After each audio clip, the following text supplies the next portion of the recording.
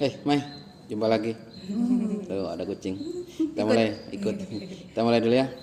Bismillahirrahmanirrahim. Assalamualaikum warahmatullahi wabarakatuh. Waalaikumsalam warahmatullahi wabarakatuh. Bismillahirrahmanirrahim. Alhamdulillahirabbil alamin. Allahumma shalli ala sayyidina Muhammad wa ala ali sayyidina Muhammad kama shallaita ala sayyidina Ibrahim wa ala ali sayyidina Ibrahim. Senang sekali ya di pangkuan ini. Nyaman. Wah, diskusi apa hari ini? Mau naik tentang hewan sih. Wah, hewan. Nah itu saya pernah dengar ya, ternyata Rasulullah ini pernah pelihara kucing. Nah itu saya kira zaman Nabi dulu nggak boleh pelihara gitu. Kata siapa Rasulullah pelihara kucing? Kalau nggak salah dulu pernah dengar ceritanya. Nggak ada. Rasulullah tidak pelihara kucing. Yang pernah Rasulullah rawat itu adalah kambing, penggembala. Abu Hurairah yang kucing itu, bapaknya kucing. Dia Abu Hurairah artinya bapaknya kucing karena di jubahnya itu Abu Hurairah itu sering bawa kucing-kucing kecil, anak kucing. Dia penyayang kucing. Makanya kemudian dipanggil Abu Hurairah, bapaknya kucing.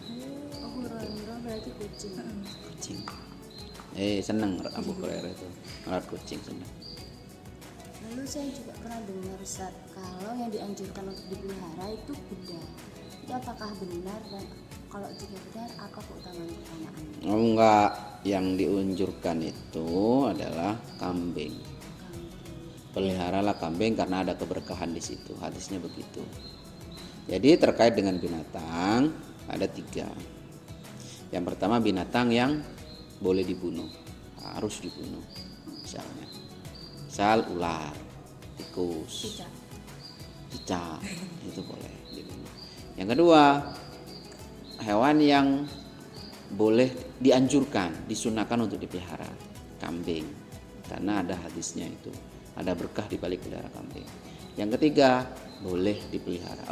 Tidak boleh dipelihara, boleh kayak kucing ini boleh. Yang keempat, dilarang untuk dipelihara, misalnya anjing. Untuk umat Islam ya, untuk umat Islam itu anjing nggak boleh dipelihara kecuali hanya untuk jaga rumah, ada di luar rumah. Jaga kebun, untuk berburu itu boleh anjing. Boleh. Yang penting nggak boleh dipegang gitu ya. Iya, nggak boleh diajak bermain, nggak boleh masuk rumah, di luar rumah. Itu dalam Islam. Kalau yang itu ya monggo silahkan. Itu tetap pelihara kok Ustaz. Itu kan hak pribadi. Cuman kalau tanya hukumnya ya itu. Ada yang boleh, ada yang tidak boleh. Nah, kalau kucing ini kan ya boleh-boleh saja dirawat. Diperbolehkan tapi bukan sunnah. Ya, diperbolehkan cuman tidak ada anjurannya, bukan sunnah. Kalau kambing ada sunnahnya. Ada keberkahan di kambing gitu. Apa berarti yang kayak kambing itu lebih ke hewan ternak gitu ya? Iya barangkali, cuman hadisnya itu kambing. Kan kalian beli aja kambing-kambing kecil itu. Anakan yang lucu-lucu paling kalau kambing masih anak kan 400.000 dipelihara di kos-kosan. Nanti kalau udah besar buat makan-makan. Kasih. Gitu kan. Lumayan. Cuman bau kalau domba bau. Kalau kambing enggak. Gitu. Apa lagi? Misal kayak kita nggak mau pelihara gitu ya di rumah, tapi tetap kayak kasih makan hewan sekitar kayak kegiatan street feeding namanya. Itu tetap dapat pahala padahal kita nggak punya niat merawat di rumah. Setiap perbuatan kebaikan yang kita lakukan pada makhluk hidup, nyiram pohon, nyiram bunga, ngasih makan kucing, ngasih makan hewan, itu akan dapatkan pahala. Bahkan Rasulullah pernah bercerita kepada sahabat bahwa ada seorang pelacur, dia memberikan minum pada anjing yang kehausan di gurun pasir, padahal dia sendiri butuh. Kemudian pelacur itu meninggal dan masuk surga karena kebaikan yang dia lakukan itu. Artinya boleh saja kita melakukan street feeding, tetapi hati-hati juga. Jangan sampai karena kebiasaan kita street feeding hilang naluri berburu makannya, hilang naluri berburu tikusnya, hanya nunggu aja gitu, sehingga dia ketika tidak ada street feeding dia kelaparan karena dia sudah nggak terbiasa mencari makan. Misalnya di kampus tiap hari dikasih makan dia, nanti kalau mahasiswa pulang yang biasa ngasih makan pulang, siapa yang mau ngasih makan dia? Kelaparan dia pasti, karena dia sudah tidak terbiasa mencari makan. Iya, kalau di kampus ini nggak dikasih makan, pasti dia akan cari tempat ke yang banyak makan. Ini kan liar, ini nggak ada yang pelihara ini kucing ini kan, nggak tahu ya, kayaknya liar ini. Kalau di kampus dia mungkin betah di kampus karena ada yang ngasih makan. Misal kayak makan kucing itu kan bisa jadi.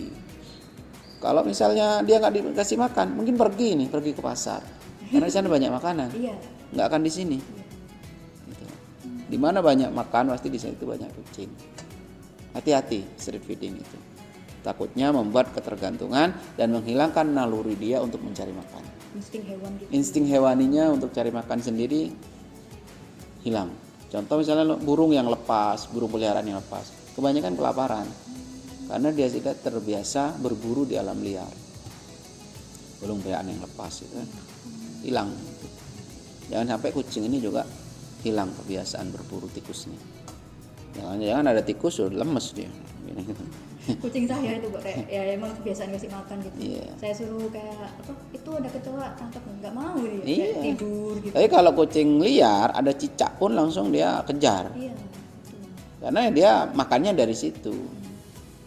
Kalau udah kenyang males dia. Ya kayak kita kan kalau lapar lemes. Kalau kenyang males. Bener. Lalu Ustaz, kalau misalnya kita memelihara burung, itu kan dikurung di dalam sangkar.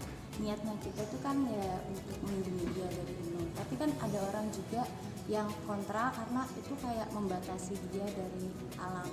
Ya itu kan pendapat.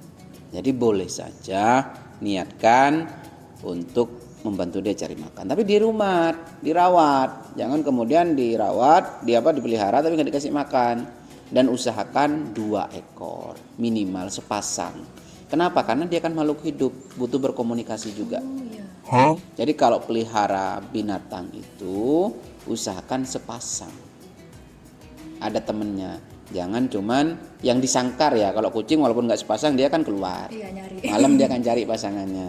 Tapi kalau burung yang disangkar itu minimal sepasang. Ikan misalnya di akuarium. Jangan cuman satu, jangan sendirian. Cari teman, kan dia juga berkomunikasi toh. Ilmu pengetahuan sudah menjelaskan bahwa mereka menjalin komunikasi antar sesama hewan. Jadi minimal 2 itu. Kalau akuarium, kalau misal cupang perang Pak, ya didekatkan kan ada sekatnya itu, sekat gitu. Jadi biar tidak biar dia tetap bisa berkomunikasi dengan yang lain gitu kan. Ada temannya lah. Makanya Nabi Adam itu kan diciptakan ketap-ketip di surga sendirian gitu. Kemudian maka dibuatlah Ibu Hawa gitu. Biar enggak kesepian. Gitu. Ada lagi? Terus saya pernah melihara hamster. Nah ternyata pas ibunya lahiran itu anak-anaknya dimakan sama bapaknya sampai habis semua. Itu apakah saya bersalah juga? Padahal saya juga. Iya. Insting hewani. Enggak, itu kan bagian dari alami. Artinya memang di alam itu kerjanya seperti itu. Jadi tidak perlu kemudian merasa bersalah. Itu memang hukum alam begitu. Contoh misalnya ketika kita berada di hutan di Afrika misalnya. Kemudian ada rekreasi ke Afrika, ada singa makan kijang misalnya. Terus kita merasa bersalah karena tidak menyelamatkan. Ya enggak, itu memang sudah alamnya begitu. Sama-sama untuk bertahan hidup. Yang singa mengejar kijang untuk bertahan hidup, yang kijang lari untuk mempertahankan hidup.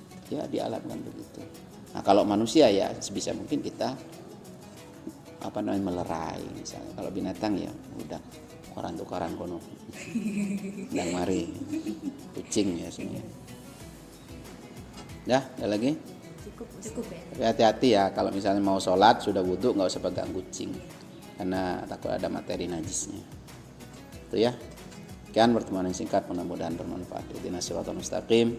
Assalamualaikum warahmatullahi wabarakatuh. Waalaikumsalam warahmatullahi wabarakatuh. Betah ya penghuni di sini. Suka dengerin kajian kayaknya. Oh iya.